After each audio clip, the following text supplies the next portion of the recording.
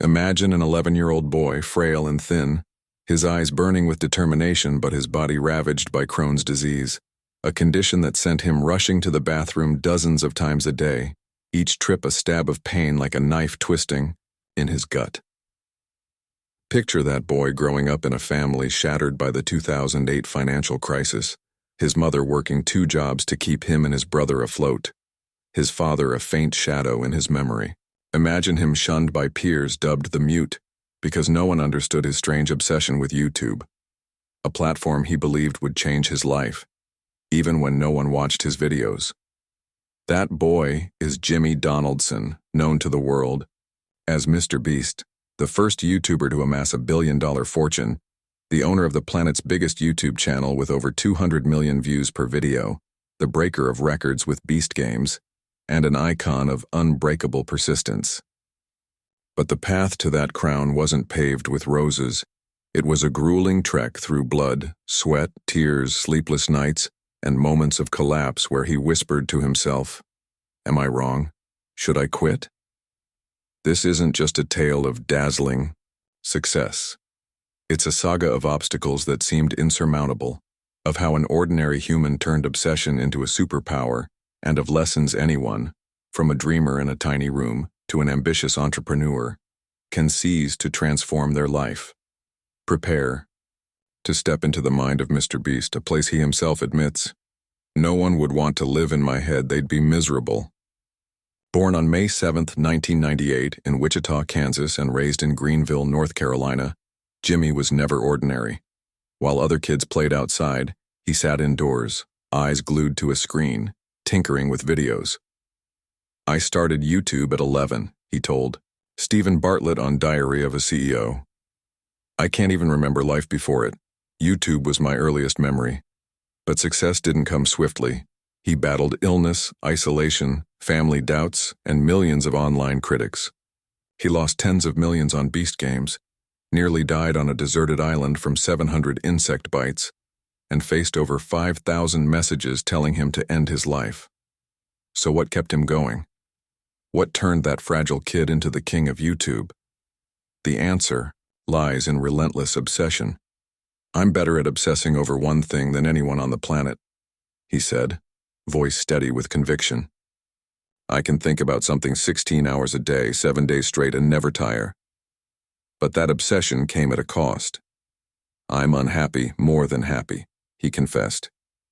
"If my mental health were a party, I wouldn't be this successful."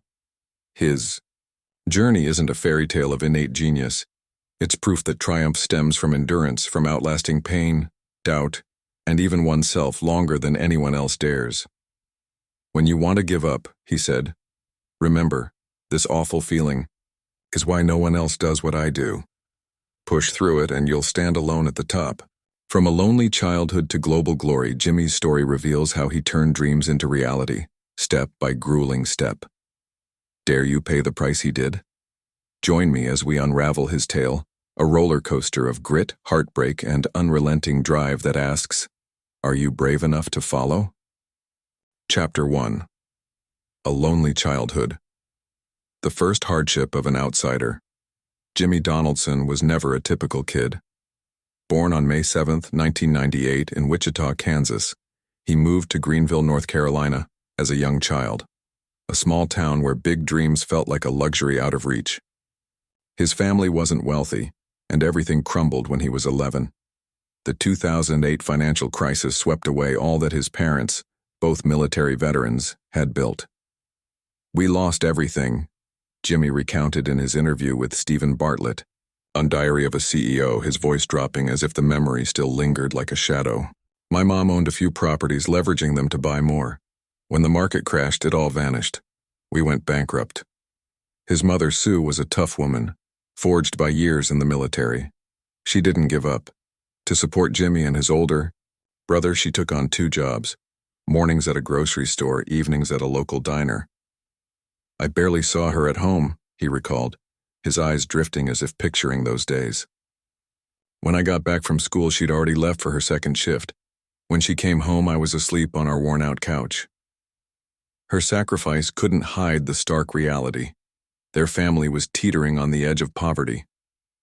We had this beat-up minivan, he said, a wry smile crossing his face. It broke down constantly, smoke pouring from the engine, but Mom couldn't afford to fix it. I remember her crying by the steering wheel once because she couldn't buy me a decent car when I turned 16. The Donaldson home was no longer a haven. It was a battleground for survival. Jimmy and his brother were often left alone, fending for themselves while their mom was away. It was just me and my brother there, he said. No one looked after us but us. But poverty wasn't Jimmy's deepest wound. His health was the true enemy. A silent, relentless foe that struck when he was still a boy and never let go. At 15, Jimmy began noticing strange pains in his stomach. Mild twinges at first, then escalating into something unbearable. It started with little cramps he shared in a rare 2023 X post about his condition, but then it got worse. I was going to the bathroom 8, 9, 10 times a day, unable to digest anything. It felt like someone was stabbing me in the gut constantly. He withered away, dropping from a healthy 190 pounds, 86 kilo, to a skeletal 39 pounds, 63 kilos in mere months. I used to play baseball, he said, his tone laced with regret. I was a big, strong kid, but then I lost all my muscle. I turned into this lanky, weak shadow. After weeks of agony, he was diagnosed with Crohn's disease, a rare autoimmune disorder where his digestive system attacked itself. My immune system in my gut thinks my gut's an invader, he explained, his voice tinged with the self-taught science he'd picked up over years of living with it. It keeps attacking, inflaming everything, causing unbearable pain. The disease turned his life into an endless cycle of exhaustion. Some days I couldn't get out of bed, he recalled, in the interview. I'd lie there, hurting so bad I couldn't think beyond, how do I survive this day? To manage Crohn's, doctors prescribed Remicade, a potent drug that suppressed his immune system. It eased the pain, he said, but it left me vulnerable. My immune system's basically shut down. I've had COVID 6 times, shingles, constant flus. My voice is hoarse right now because I just got over the flu in South Africa while filming. The medication was a lifeline, but it came at a steep cost, a body fragile as glass. I live life on hard mode, he chuckled bitterly. If you wake up with energy, you're already miles ahead of me. But his frail body wasn't his only foe. School, the supposed playground of youth, became a prison for his spirit. I didn't fit in with anyone, he said, his gaze distant. Everyone loved watching South Park, messing around, talking nonsense. I just wanted to sit there and talk about YouTube, how to make better videos, crack the algorithm, get views. That difference isolated him. They called me the mute because I hardly spoke, he recounted. One time, a teacher asked my mom straight up, "Is Jimmy mute?" I wasn't. I just didn't waste words on people who weren't on my wavelength. The most searing memory from his school days still stings. In middle school, a high schooler told me, "All you do is talk about YouTube. Can't you do anything else? You're a freak," he shared, his voice catching. I tried to change, watched South Park to fit in, tried chatting about stuff I didn't care about. But I couldn't. I'd sit there thinking, this is a waste of time, I could be working on videos. Eventually, he gave up trying to blend in. I stopped talking altogether, he said. I became a ghost in class. YouTube was my only friend.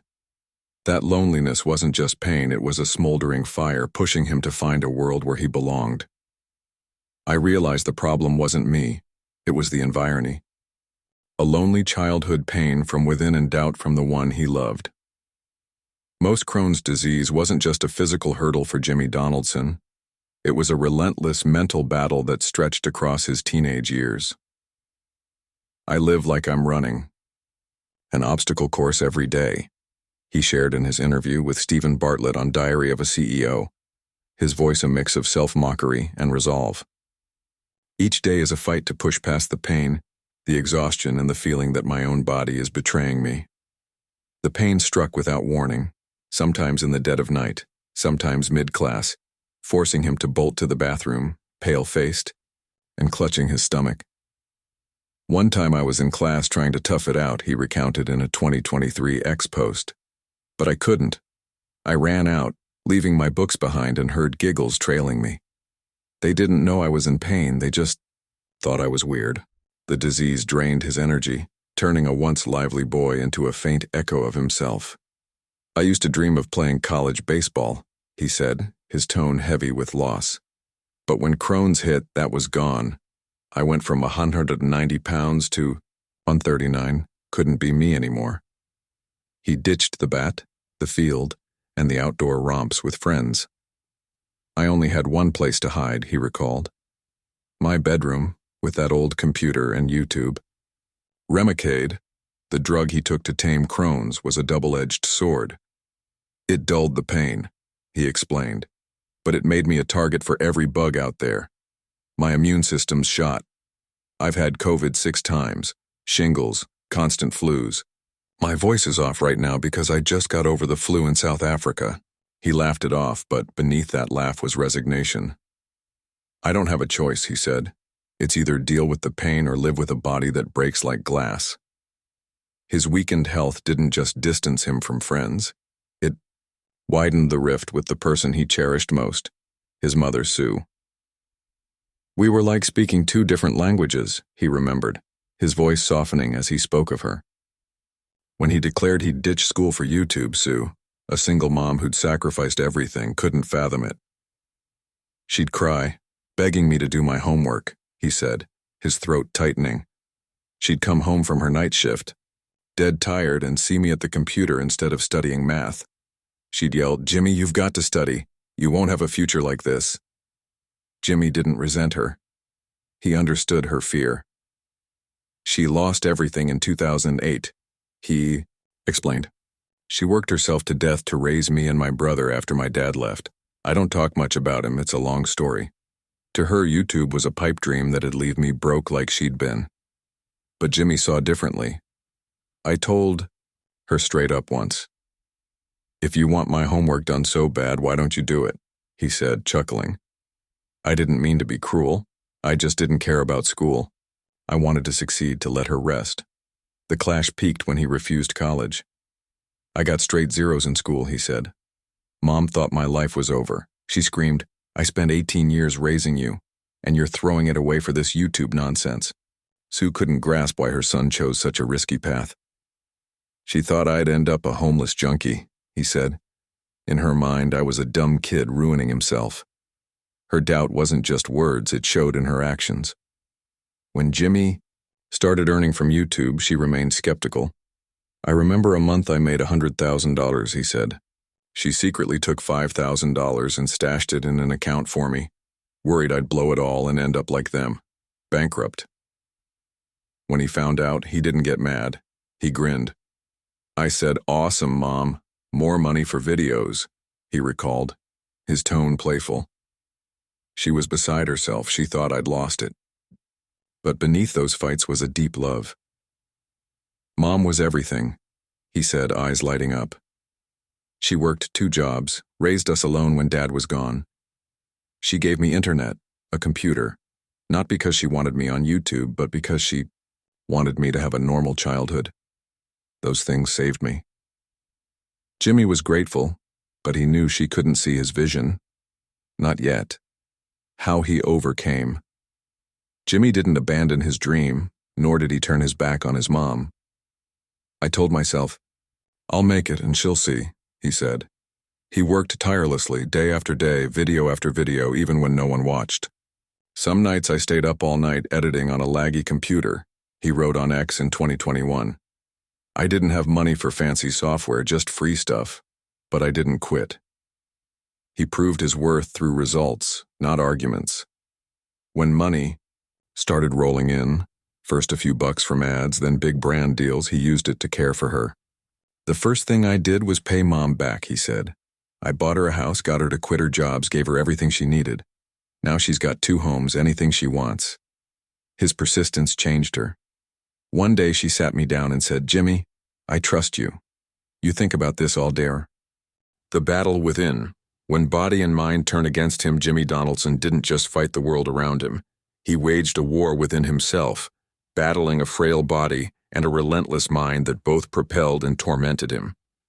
Crohn's disease, the autoimmune condition that struck at 15, wasn't a fleeting challenge. It was a persistent shadow that followed him through every step to the top. "I live life on hard mode," he told Stephen Bartlett on Diary of a CEO, his voice a blend of irony and grit. "If you wake up with energy, you're already miles ahead of me." The pain from Crohn's came without warning. It had hit out of nowhere. He shared in a rare 2023 X post about his illness. "One minute I'd be filming, laughing, then suddenly it's like a knife in my gut. I'd stop the camera, run to the bathroom, and sit there for 20 minutes, sweating buckets." He withered away, dropping from a robust 190 pounds, 86 kilos to a gaunt 139 pounds, 63 kilos in months. "I'd look in the mirror and not recognize myself," he said, his tone heavy. "I dreamed of college baseball, but Crohn's killed that. I quit the bat, the field, everything but YouTube." To survive, he relied on Remicade, a heavy-duty drug that suppressed his immune system. "It tamed the pain," he explained, "but it left me wide open. I've had COVID 6 times, shingles, constant flus. My voice is hoarse now. I just got over the flu in South Africa filming the world's deadliest places." He laughed it off, but the cost was steep. "I spent 4 days in a hospital there," he recalled. "I was filming in a cage with lions, got sick, and ended up on a drip. But I kept going, no other option. Crohn's didn't just weaken him, it made everything twice as hard. Some days I didn't want to get out of bed," he said. "My eyes would blur from exhaustion, but I'd still boot up the computer, still make videos. Caffeine, gritted teeth, that's how I got through." Fatigue was his constant companion, a price he paid willingly for his dream. "If I didn't love this, I'd have quit long ago," he admitted. His body wasn't his only enemy. His mind, what he calls his superpower, was his heaviest burden. Diagnosed with ADHD, attention deficit hyperactivity disorder, he couldn't stop obsessing. "I can think about something 16 hours a day, 7 days straight," he said, pride mingling with weariness. "It's why I succeed, but it's why I suffer." That obsession drove him to insane feats. 7 days buried underground, 7 days on a deserted island, 7 days without food. "No one wants to live like me," he chuckled, "because no one wants to endure what I do." That obsession wasn't always a friend. "Sometimes my head feels like it's exploding," he confessed in the interview. "I'd sit there thinking about YouTube, the next video, how to make it better, non-stop, no off switch." ADHD made him a master at fixating on one thing, but it crippled him when juggling multiple projects. "When I'm on YouTube, it's all YouTube," he said. "But when Beast Games and Feastables came along, bouncing between them gave me splitting headaches. I had to organize my schedule, to not lose it." The pressure he put on himself was unrelenting. "I've cried," he admitted, his voice lowering. "When a video flops, when I read comments calling me lazy after pouring my heart out, I wonder, am I screwing up?" At 20, as his channel took off, he hired friends from school and even his mom. "They depended on me," he said. "I hired Mom, my best friends, people I love most. If I failed, what had happened to them?" That weight crushed me. Once he sat in a dark room staring at a tanking video's analytics, tears streaming down his face. "I thought, am I too reckless? Am I dragging everyone down with me?" he recalled. The internet didn't help.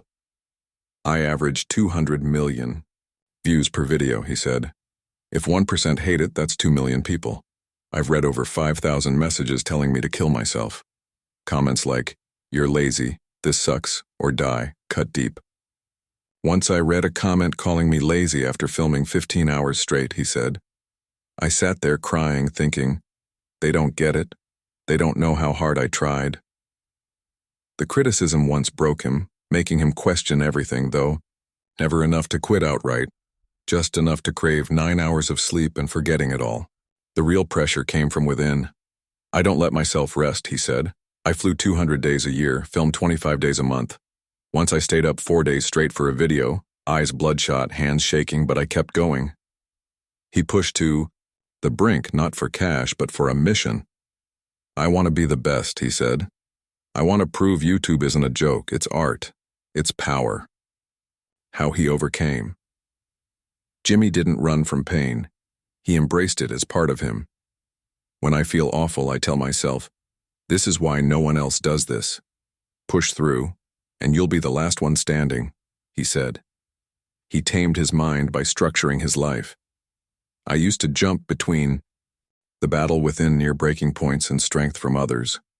The pressure on Jimmy Donaldson wasn't just from illness or obsession. It stemmed from the monumental expectations he heaped upon himself. "I don't just want to do YouTube," he told Stephen Bartlett on Diary of a CEO. "I want to be the best, to change how people see YouTube. And that means I can't stop." But there were moments he nearly crumbled, times he brushed against his limits and wondered if he could keep going. One of the harshest trials was the 7 days on a deserted island video in 2021. "We flew out to an island in the middle of the ocean," he recalled. "Day 1 was fine. I laughed with the crew, set up camp, filmed the scenery. But day 2 I woke up covered in bugs." He'd been bitten 700 times by sand fleas, tiny critters he didn't even know existed. "I was itching like crazy. Sunburned all over, my skin a red mess," he said. "I stood on that beach looking at the team thinking, I could actually die here. I couldn't see straight. My eyes blurred from exhaustion and pain." He quit on day 2. "I told the crew, I can't do this, he remembered, his voice tinged with defeat. "We flew back, leaving gear, money, time behind. It was the first time I felt like a real failure." The cancellation hit, hard financially. "I lost tens of thousands on that trip," he said. "Worse, I lost the chance for a 1 million-view video. I sat in my dark room, staring at nothing, thinking, I blew it." Another brush with collapse came during 7 days buried alive in 2022. "I was buried in a coffin underground. Just me, a camera, and some air," he recounted. Day 1 was okay. I chatted with viewers through a mic, cracked jokes about being locked in. But by day 3 I started panicking. I couldn't sleep, the space was suffocating, and I felt like I was losing my mind. He nearly smashed the lid to escape. "I thought, well, what the hell am I doing? Why am I torturing myself, horror?" he said. But I clenched my jaw and kept going. Viewers were waiting. Those near-breaking points weren't just physical, they were mental gauntlets. "Some months I felt like a robot," he shared, "flying 200 days a year, filming 25 days a month. Once I stayed up 4 days straight, eyes bloodshot, hands trembling, but I didn't stop." He admitted to mental breakdowns, not dramatic sobs, but quiet moments of despair. "I'd sit there blank asking, why am I doing this? Why is it so damn hard?"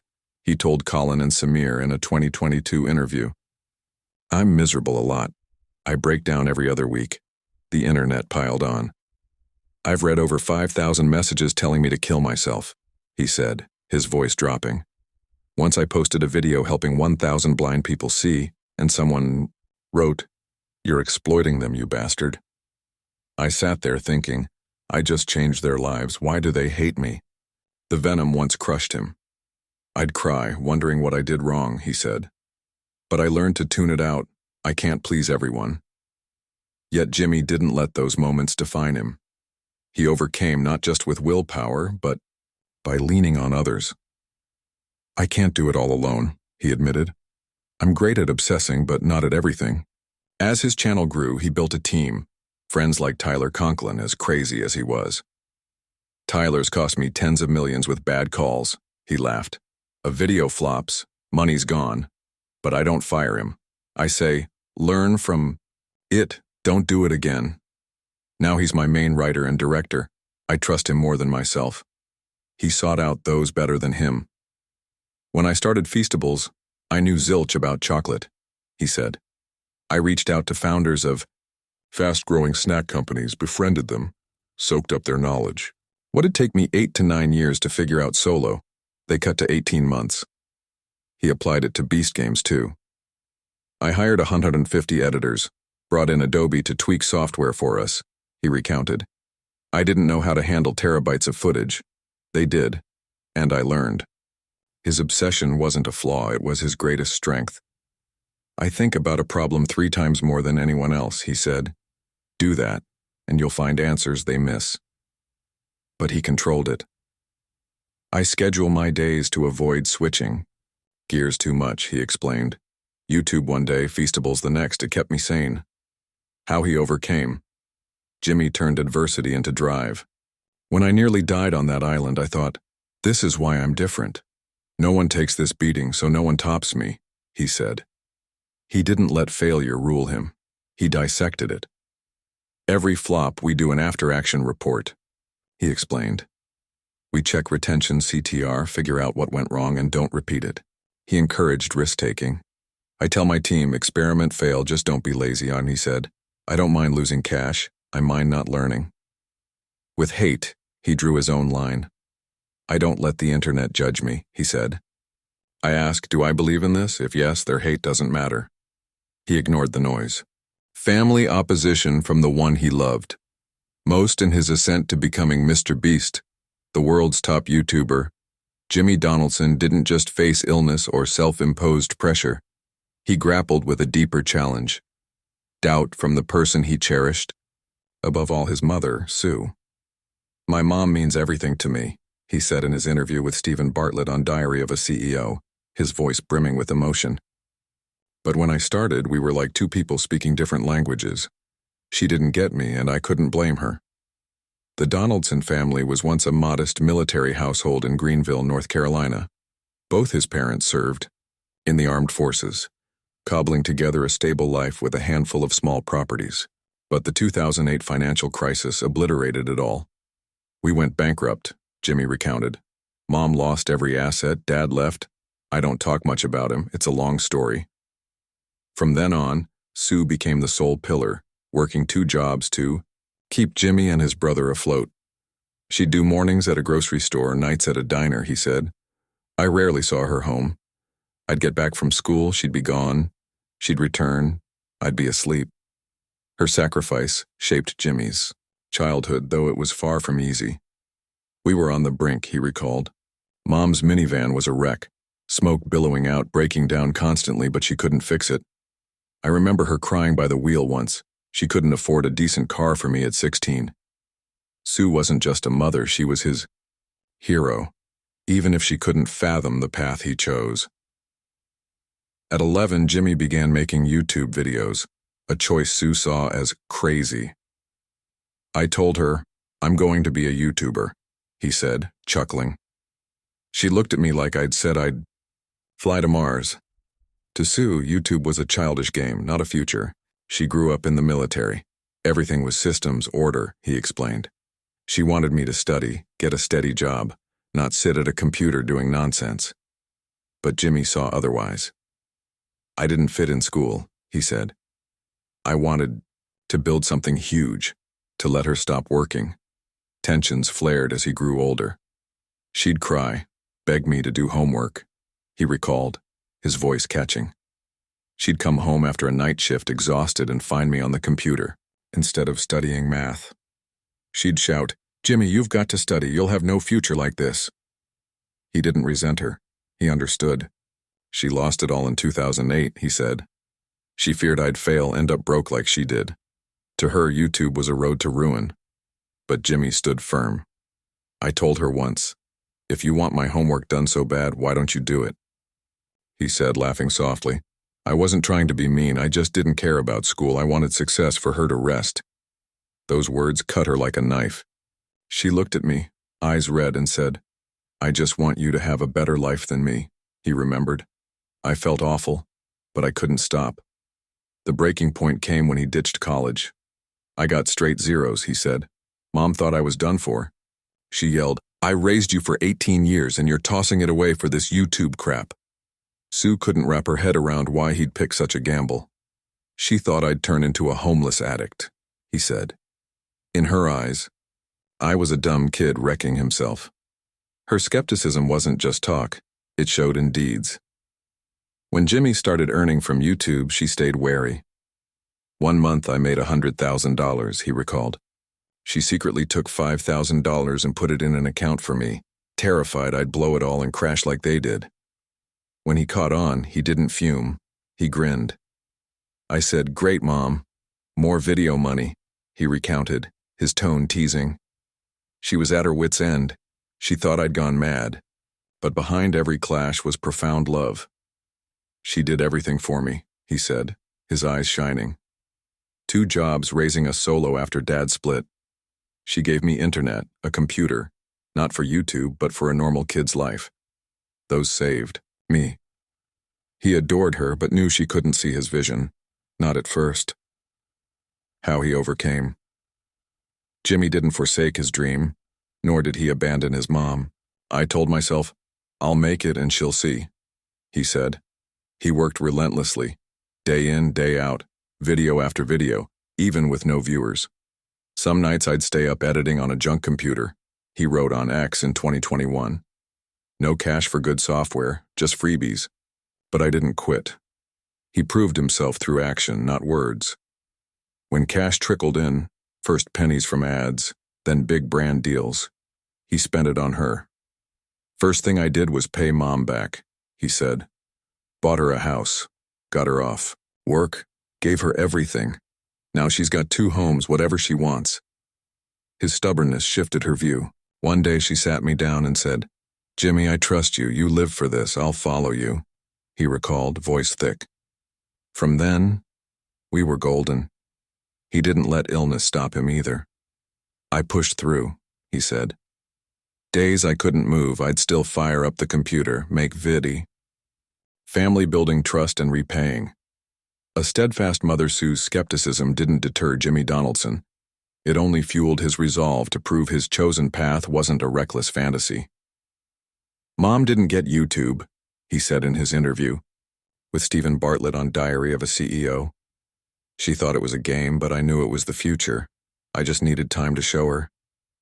And time delivered, not just through his dazzling success, but through how he turned her love into the wind beneath his wings. The early YouTube years were the roughest for their bond. I'd stay up late making videos and she'd come home late from work, he recalled. One night she walked in at 1 a.m., saw me at the computer and snapped, "Jimmy, go to bed. You need rest for school." I turned around and said, "Mom, this is my work. I don't need school." She looked at me like I'd punched her. Those clashes weren't rare, they were routine.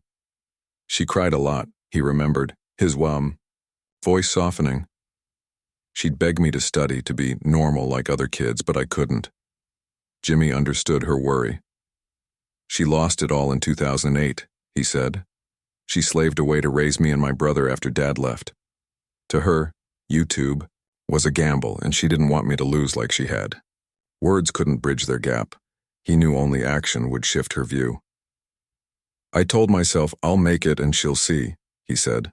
"I wasn't mad. I just wanted her proud." When YouTube started paying off, Sue remained unconvinced. It was a real career. "My first $40,000 brand deal blew me away," he recounted.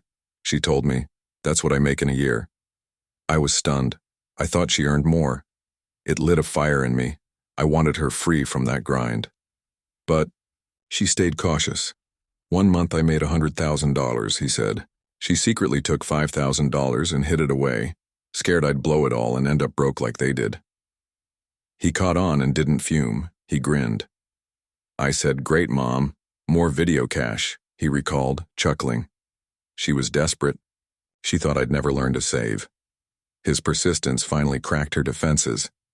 As my channel exploded, millions of views, money pouring in, she started to shift, he said. She still worried, but she'd ask, "Jimmy, how much did you make today?"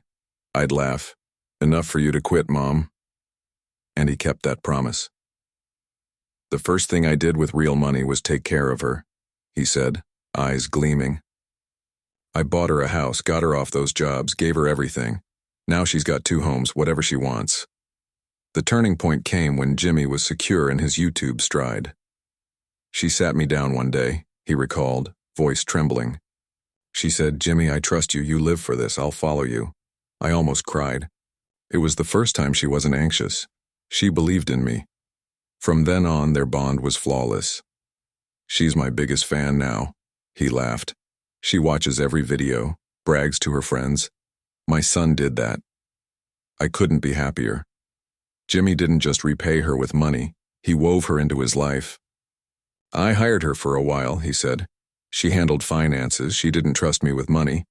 I'd say, Mom, I'm a billionaire, but she still checked the books. He ensured her health, too. I make her exercise, get regular scans, he said. I won't have kids soon, but when I do, I want her there playing with them. She's got to stay fit into her 80s to chase my grandkids. Their bond wasn't just about conflict and resolution. It was his greatest drive. I started YouTube for her, he said. I wanted her to rest, to stop worrying. Every video, I thought, this is for Mom. When he hit milestones, 100 million subscribers, Beast Games breaking records, she was his first call. I'd ring her up after every win, he recounted. She'd say, Jimmy, I'm so proud. That's all I needed. Not everything family-wise was rosy. Jimmy rarely mentions his father. I don't talk much about Dad, he said, his tone cooling. It's a long story, not worth it here. A 2022 Forbes piece noted his parents split post-2008 with little contact since. Mom was the only one there, he said. She's my real family. His father's absence didn't breed bitterness. It deepened his gratitude for her. I didn't need anyone else, he said. She was enough to keep me standing. How he overcame. Jimmy turned his mom's doubt into fuel. I didn't argue to win, he said. I worked to prove I was right. He stayed patient, never abandoning her despite their rift. I knew she worried because she loved me, he said. So I didn't get mad. I just tried harder. Success changed her mind. When I bought her a house, she stopped fretting, he laughed. Actions speak louder than words. He made her love his engine. Everything I do is for her, he said. When I'm tired, when Crohn's hits, I think, I can't quit. Mom needs me. That tenacity didn't just save their bond, it saved his dream. If she hadn't sacrificed, I'd have no internet, no computer, no shot, he recounted. She didn't. The YouTube career a marathon. Without a finish line, YouTube wasn't just a dream for Jimmy Donaldson. It was the battlefield where he forged himself, turning obsession into a crown and facing trials that would break most. YouTube's like a treadmill cranked to max, he told Stephen Bartlett on Diary of a CEO, his voice steady with a hint of weariness. You can't stop. If you do, it all collapses. And if you want to be number one like me, you've got to run faster than anyone. Jimmy started on YouTube at 11, in a cramped room in Greenville, North Carolina, with an outdated computer his mom had bought. I can't even recall life before YouTube, he said. My earliest memories are me sitting at that screen, making videos no one saw. In those first days, he tried it all. Gaming, random rants, counting from 1 to 1,000 on camera, just to snag a viewer. At 12 or 13, I'd post and see 0 views, he said, chuckling softly. But I told myself, I've got to make this work. The first decade was a silent grind. No one cared, he said. I churned out hundreds of videos, Minecraft, dumb challenges, but no one watched. I'd spend 18 hours on Skype with friends, dissecting algorithms, figuring out why one video popped and another flopped. He taught himself everything, titles, thumbnails, retention tricks. I had no fancy gear, no team, he wrote on X in 2022. Just a laggy computer and a vow, I'll make it or I'll die trying. His efforts bore fruit when he cracked the code. Do what no one else dared. I learned that to go viral, you need a purple cow, he explained. Drive by a regular cow, you don't blink. A purple one? You stop, snap a pic, tell everyone. Videos are the same. They've got to be wild, unique. He kicked off with big stunts, counting to 100,000 in one clip, sitting in a car for 24 hours, smashing stuff with a sledgehammer. I wanted viewers to think, no way he pulled that off, he said. And they'd click. His channel exploded in 2017 with counting to 100,000, a 40-hour sleepless ordeal. I sat there counting every number. Voice shot, he recalled. Uploaded it and it hit 1 million views in days. I knew I'd found my lane. From there, he upped the ante, giving away thousands of dollars, planting 20 million trees, building wells in Africa. I'm not just making videos, he said. I want to change the world through them. but glory came with a brutal cost. I average 200 million views per video, he said. If 1% hate it, that's 2 million people. I've read over 5,000 messages telling me to kill myself. Barb's like lazy. This sucks or die sliced deep.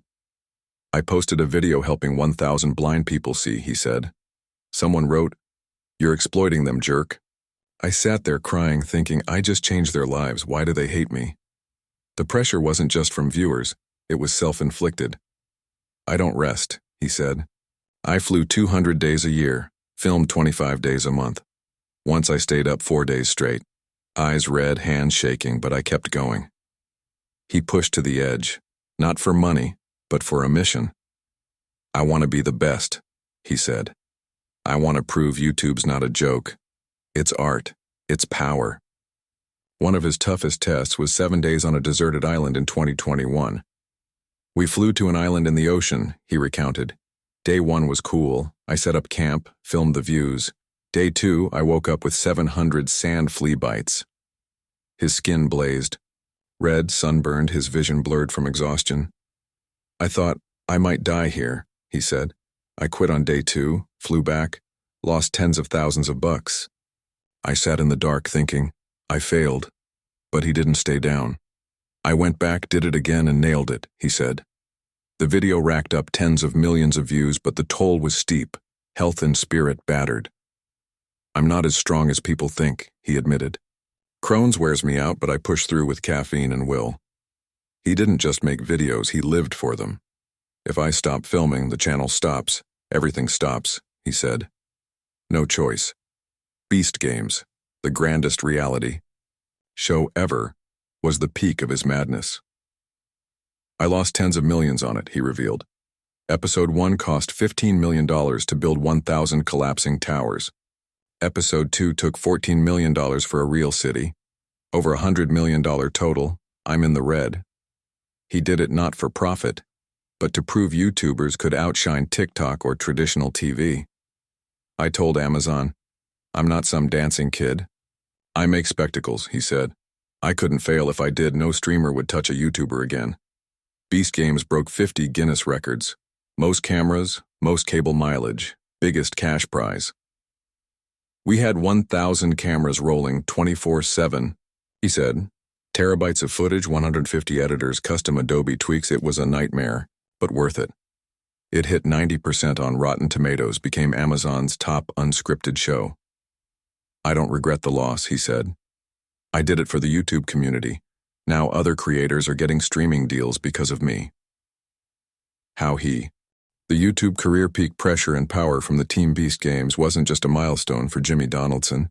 It was a testament to his wild ambition and the staggering price he was willing to pay to redefine what a YouTuber could be. I dropped tens of millions on it, he revealed in his interview with Stephen Bartlett on Diary of a CEO. But I don't regret it. I did it for the YouTube community, for myself. The show, boasting 50 Guinness World Records from the most cameras to the largest cash prize in history, thrust him into a new fight, proving he wasn't just a creator, but a producer on par with Hollywood giants. I told Amazon, I'm not some TikTok kid dancing, he said, voice firm. I've got a production company, I craft spectacles, I couldn't flop. If I did, no streamer would trust a YouTuber again. Beast Games cost over $100 million, a figure that'd stun even seasoned producers.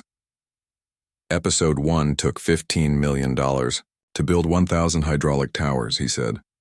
Episode 2 cost $14 million for a real city where contestants lived. I'm deep in the hole, but I wanted season 1 flawless. The pressure wasn't just financial, it was the insane workload. We had 1,000 cameras running 24/7, he recounted. Terabytes of footage, 150 editors, computers crashing from the load. I had to bring in Adobe to tweak software to handle it. He barely slept, never stopped, just worked. Some days I'd film 15 hours, then meet with post-production until 3 a.m., he said. I was so tired I didn't know where I was, but I couldn't quit. The show soared, 90% on Rotten Tomatoes, Amazon's top unscripted hit. But it cost his health and sanity. I was unhappier than happy making it, he admitted. But I couldn't do it any other way. The strain didn't stop at mega projects. It came from his channel's sheer scale. I get 200 million views per video on average, he said. If 1% hate it, that's 2 million people. I've read over 5,000 messages telling me to kill myself. Jabs like, "You're exploiting blind people," or "You suck," hit hard. I'd sit there after a video crying, he recalled. I helped 1,000 blind people see and they called me a fraud. I'd think, what did I do wrong? But he learned to shrug it off. I ask, do I believe in this? If yes, I don't care what they say, he said. I focus on the 99% who love me, not the 1% who don't. His YouTube career was a relentless marathon, and he didn't run it solo. I can't keep filming forever, he said. I need a team better than me at every piece. He built a crew as wild as him, friends like Tyler Conklin ready to grind 15-hour days. Tyler's cost me tens of millions with mistakes, he laughed. A video bombs, cash vanishes, but I don't cut him loose. I say, learn, don't, repeat. Now he's my lead writer and director. I'd pick him over me any day. He poured into his team like they were gold. I want people who'll stay 10 years, he said. I train them for 3-4 years, then they shine beyond my wildest dreams. That's the 8th wonder of the world. He pointed to Tyler. He writes scripts 100% of his time, while I'd max out at 5%. He knows my brain, what I want. Sometimes I just show up to film, trusting it's perfect. His crew, 300 at the production company, 100 at Feastables, 50 scattered elsewhere, forms his empire's backbone. Great people lift you up, he said. Mediocrity drags you down. I can't stand it. It depresses me. Building that team wasn't smooth. I used to shy from corporate types, he recounted. I thought they'd bring rigid systems, kill creativity. But as we grew, 100, 200, 300 people, I saw I needed them. I didn't know how to scale this big. He learned the hard way. With Feastables, I brought in pros earlier, he said. Way easier than the production side. I'd already been through the ringer. He struck a balance. I need system experts who won't choke the madness that makes us special. Jimmy didn't just weather pressure, he forged it into might. When I nearly died on that island, I thought, this is why I'm different, he said. I went back, nailed it. He didn't let flops rule him. Every dud gets an after-action report, he explained. Retention, CTR, we break it down, don't redo the error. The 2024 every minute someone's eliminated flop taught him. Repetitive intro, dim lighting, he noted. We adjusted, moved on. He defied health setbacks too. I film with Crohn's, with flus, he said. Caffeine keeps me going, I don't stop. He turned trials into triumphs. This misery is why I'm number one, he said. No one takes this punishment, so no one beats me. How he overcame. Jimmy built a team to shoulder the load. I don't do it alone, he said. I find people better than me. Tyler scripts, editors cut, pros systematize. I invest in them, and they save me. He pushed experimentation. I tell them, try it, flop if you must, just don't slack, he recounted. Cash loss doesn't faze me, ignorance does. With pressure, he drew his LI. Feastables award to reshape an industry. Jimmy Donaldson isn't just MrBeast, the world's top YouTuber with over 200 million views per video. He's an entrepreneur hell-bent on shaking up age-old industries. Feastables, his chocolate brand, launched in 2022, isn't merely a business venture. It's a personal crusade, a fight against injustices he uncovered in the global cocoa trade. Feastables isn't just about selling chocolate, he told Stephen Bartlett on Diary of a CEO.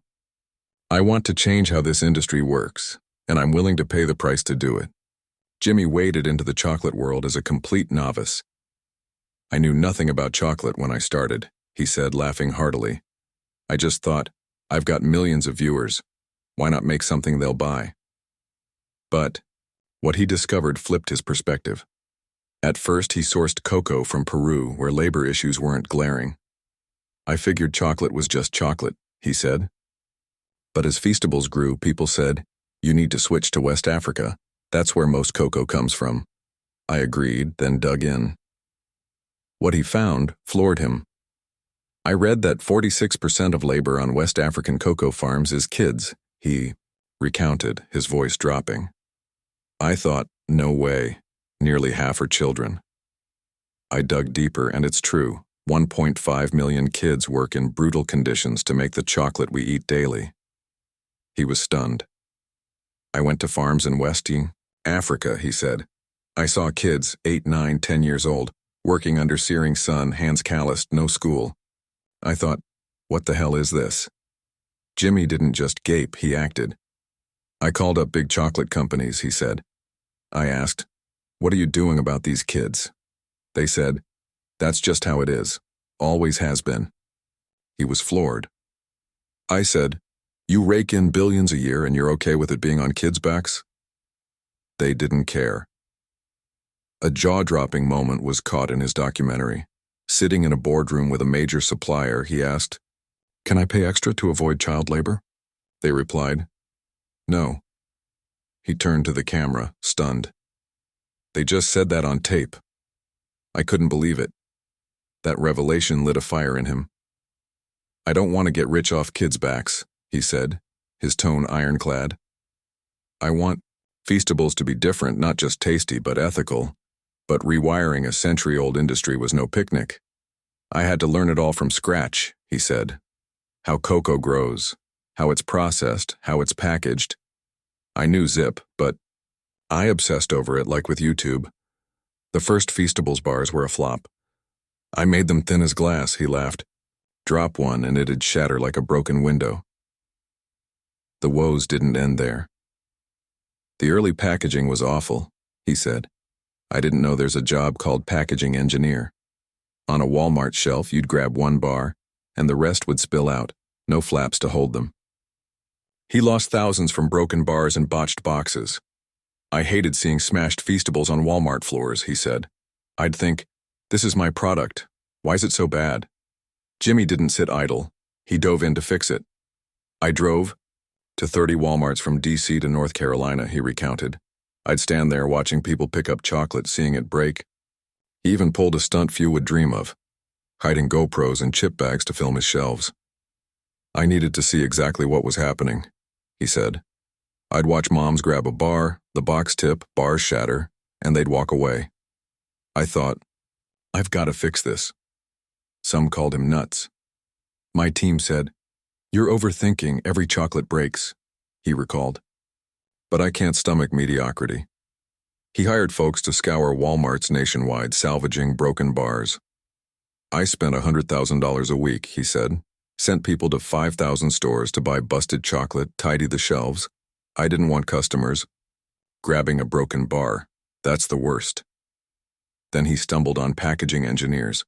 I was like, what? This is a real job? He laughed. I got them on board, and it all changed. The real fight, though, wasn't the product, it was ethics. I wanted Feastables free of child labor, he said. But in West Africa, farmers make under $1 a day. They have to use their kids because they can't pay adults. He chose to pay more. I went to West Africa, worked with farmers, gave them a living wage, he recounted. I want their kids in school, not fields. It jacked up costs. We could be cheaper without this, he said. But I don't care. I won't profit off kids. How he overcame.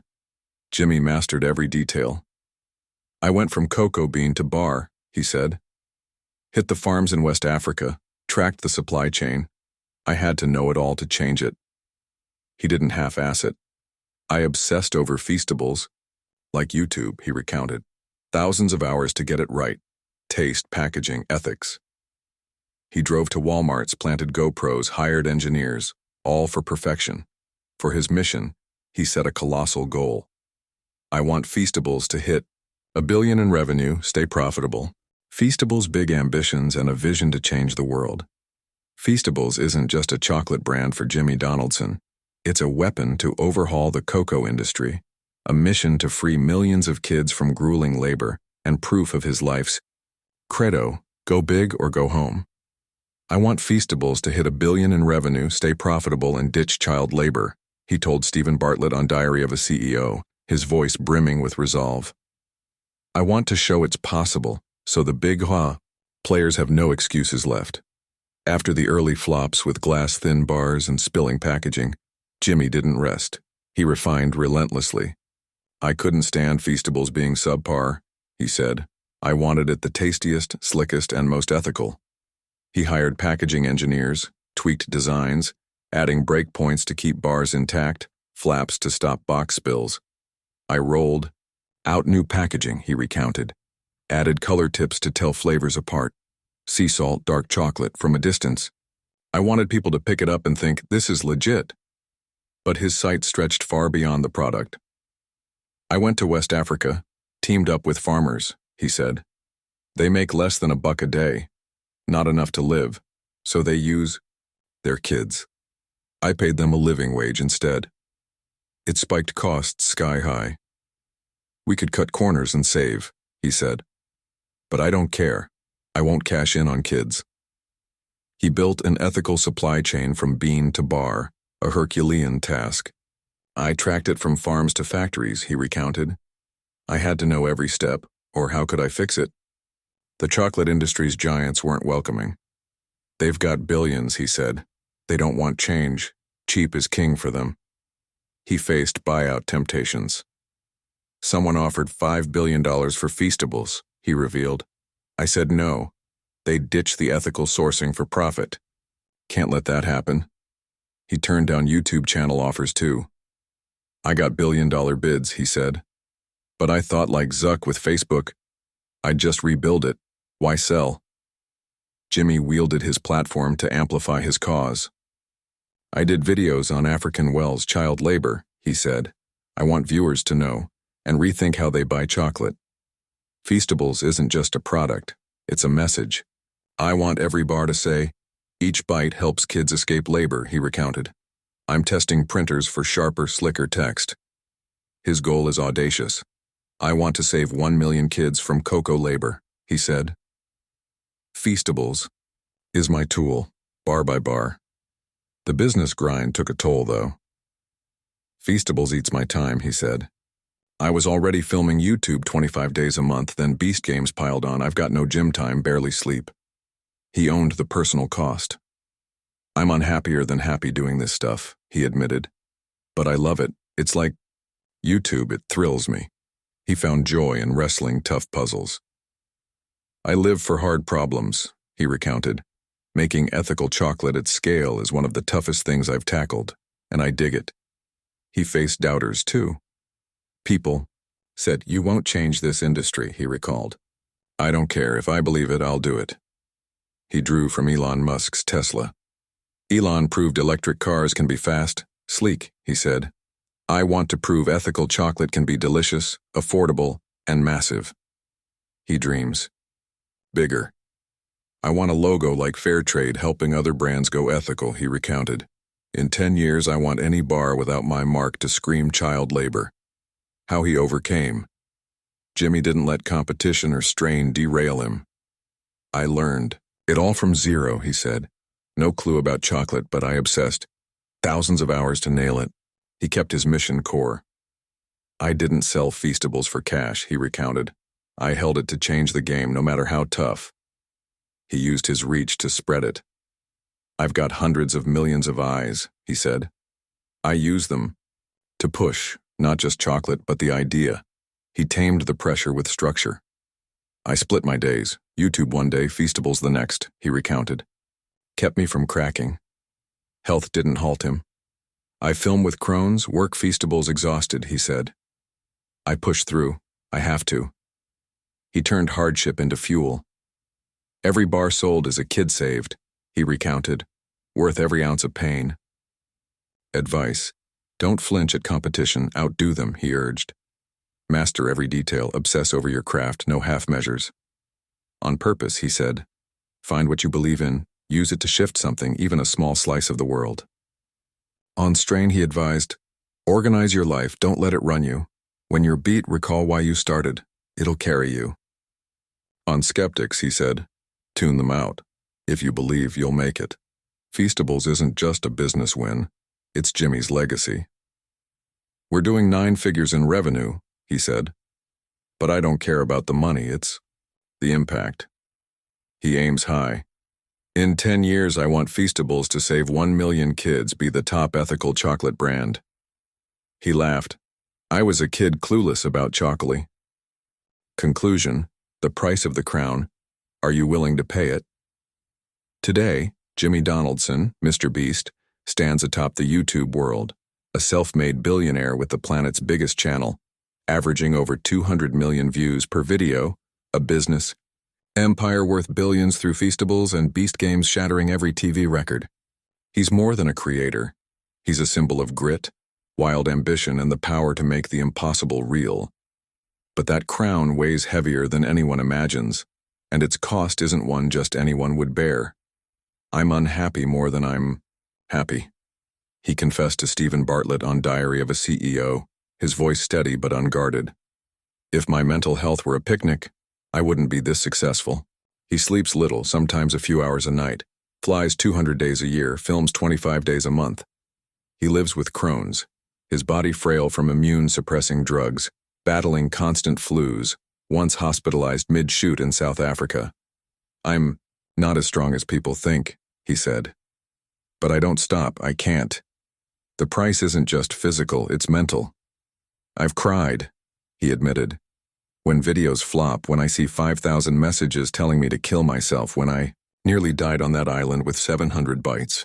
He faces pressure from 200 million watchers, a 500-person team relying on him, and a mission to reshape the chocolate industry with Feastables. I was unhappier than happy during Beast Games, he said.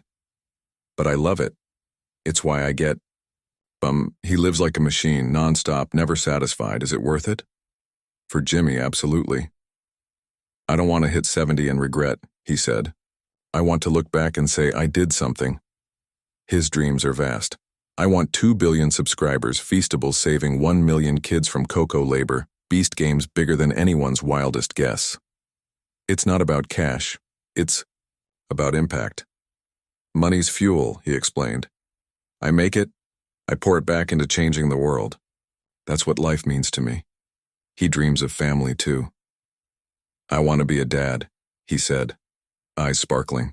Not now. I'd be the best damn dad there for my kids. I'd teach them to be sharp, like I mentor young entrepreneurs. He's helped friends jump from $40,000 to $400,000 a month, just for the thrill of their wins.